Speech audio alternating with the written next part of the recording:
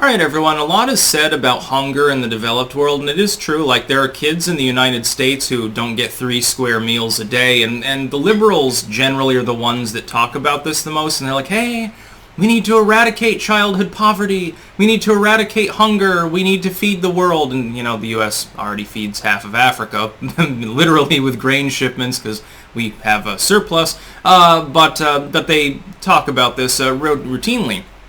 And usually their attempt to help boils down to more taxes, right? Well, if we just have a few more taxes on the evil billionaires, but it's never them that actually pays the bill, it's the middle class.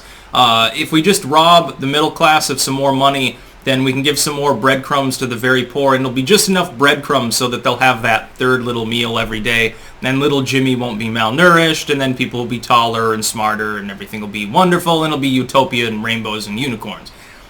The problem is that these programs, and they've been going on since the 70s, have failed completely. They've failed miserably, and really made the problem worse.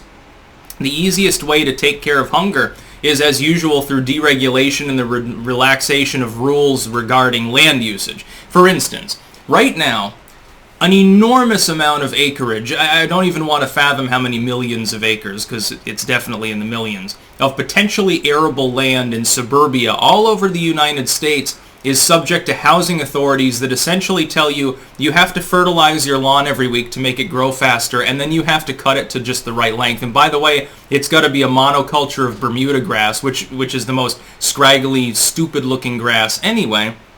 And it has to be, and you have to water it, which is a big environmental problem. It's funny, because the NIMBY liberals that are always talking about the need for more green energy and shit, they never want the solar development in their backyard. They'll talk about how sad it is that orphans are starving, but in their housing authority, the lawns have to be perfectly manicured. And people with shit-eating grins and dumb-looking polo shirts come out and mow it 5 times a fucking day while their sprinklers are on. It's the worst thing ever. Get rid of the housing authorities, or at the very least, ban them from preventing, and states and municipalities, by the way, can crack down on these authorities themselves if necessary. Dissolve them, or relax rules regarding gardening. In fact, you should be openly encouraging people to garden.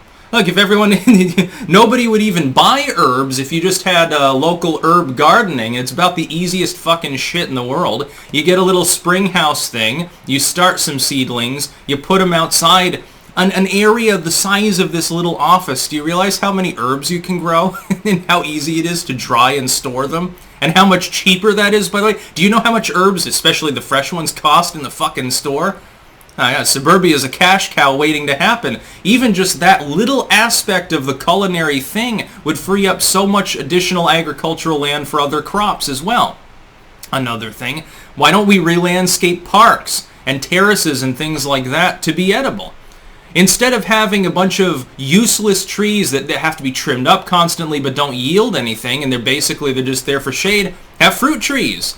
Have permaculture, basically forest garden sort of things going on. These things are well within, number one, the budget, and number two, the maintenance capacities of even the more poorer towns and cities around the United States. The amount of food, again, that could be grown under such circumstances is enormous. Another thing, educate people about wild forage. Look, when I walk down the street here, now keep in mind, I'm within the metropolitan area of Amsterdam. This is a big city. The total urban area has almost 1 million people in it. Just this little community. Most of the buildings around here are 6 to 8 stories tall. You could probably live on the amount of wild forage here if you had vitamin supplements for your protein and shit. There's soldier's weed. You can cook and eat nettles. There's all sorts of wild herbs. You could make quite a bit of food. You can make a really nice salad. And this is in the middle of the city. This is close to being inner city Amsterdam, and keep in mind, most people don't live in quite an urban area. They live in the suburbs, which is counted as urban these days for statistical reasons, I don't know why, or rural or like small town or something. Teach people about that wild forage. Also, educating people about growing food, getting people interested in a young age. Most schools around the country, and indeed in the world, don't have any horticultural attachment. I remember when I was in elementary school in Woodstock, they had a horticultural course, had a nice little greenhouse, and also one that was just for like show. It had like, the bamboo flute music on, and I would sit there actually every morning and sketch plants, and this was part of my special education curriculum. It's for behavioral, not academic problems.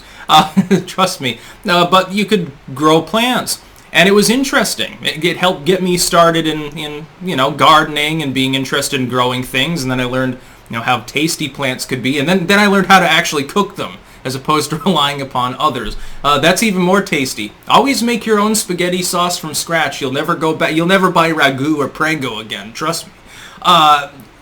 Educate people. Get kids interested. You got homeless people. Why don't you pay them to do the landscaping? Get them some skills. Why not? Why not? Why can't you do this? You could absorb unemployment. You could grow huge amounts of food. You'd pay the homeless partially in food. You're walking through the park, you grab an apple, it's fine. You know why they won't do this? Because it's not cost effective for private enterprise. What it would do is that people would buy less at the grocery store, and then they would complain. That's why. It's NIMBYism, and also, they like their useless landscaping. They like their monocultural lawn. Well, there's no particular reason. Food doesn't need to be a scarcity item. I say this as a capitalist. There's no particular reason why people shouldn't be able to at least garden their own fucking land. You've got millions of people in the U.S. under housing authorities whereby they can't have a front lawn garden. They've got this big-ass suburban front lawn. It's the size of this fucking apartment. Do you know how much food you could grow on that? A huge amount. But the thing is, if you have to pump your lawn full of chemicals and fertilizers and mow it all the time, and you're not allowed to put in, beds of a certain size or a certain shape or something, it becomes a big problem. Now, there are areas where you can't do this as much. Like in some places, you have to have xericulture because it's so dry. And they tell people like Southern California for a while there during the last mega drought was like, tear out your lawns because you're not going to be able to use the sprinklers, and just have rock and sand landscaping. Put in some succulents. Cactuses can bear fruit too. Have you ever heard of a prickly pear? Have you ever heard of what San Pedro can do? You should legalize that too. That'd be a cash crop for the arid areas. By the way, Echinopsis does require a little bit more moisture than some cactuses, but it is still a cactus. It'll survive moderate drought fairly easily. It doesn't require nearly as much moisture as almond farming or something. Grow mescaline. Why not? Yeah, we can take care of that problem too. We're not importing any drugs. We're growing them at home now. Floridians growing coca leaves in the backyard. Why not? Fuck it. Everyone's fucked up anyway. You realize how fucked the world is. You can't find any real excuse for not doing these things. Yeah, we can feed the world. The suburban zones can feed the world in and of themselves. Again, millions and millions and millions of wasted acres. That, by the way, we're pumping them full of fertilizer, which is a limited resource, technically speaking, at least in the cost-efficient sense. You're using fossil fuel to mow it. I thought these people were all about hippiedom and environmentalism. These are the kind of people that go to Starbucks and complain about the nuclear plant they're trying to build. These are the NIMBYists. These are the people I complain about the most. They don't want to get off their ass and do things. It's the same with craftivism a la environmentalism, like with trash and shit. Everyone worries about trash, but nobody wants to pick it up. Everyone's worried about deforestation, but nobody wants to volunteer and plant a tree. Everyone worries about fossil fuel, oh god, CO2 emissions, but then they don't want to curb their own materialism. They drive to Starbucks, and then they drive home, and they have their non-biodegradable cup full of their machined fossil fuel involved agri-industry coffee.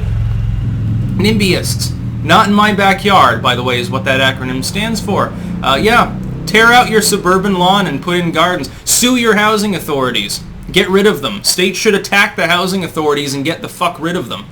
Not for districting or race purposes, which is something the left pretends to care about, but because people should be gardening there. Fuck the lawns. Lawns suck. Lawns suck, and again, if I end up buying an acre or something, there's not going to be a blade of grass on it. I'm going to mulch the whole thing up. I'm going to do what Varg did. I'm going to take mulch and rocks and shit, throw them everywhere. So it's like a forest garden thing, and then I'm going to make my little raised beds and shit, and I'm going to put in permaculture, like perennials and stuff, and fruit trees. I'm not going to need a lawnmower. Fuck that. I'll just live mulch it with the leaves from my own orchard. Fuck the lawn. That's about all. Peace out.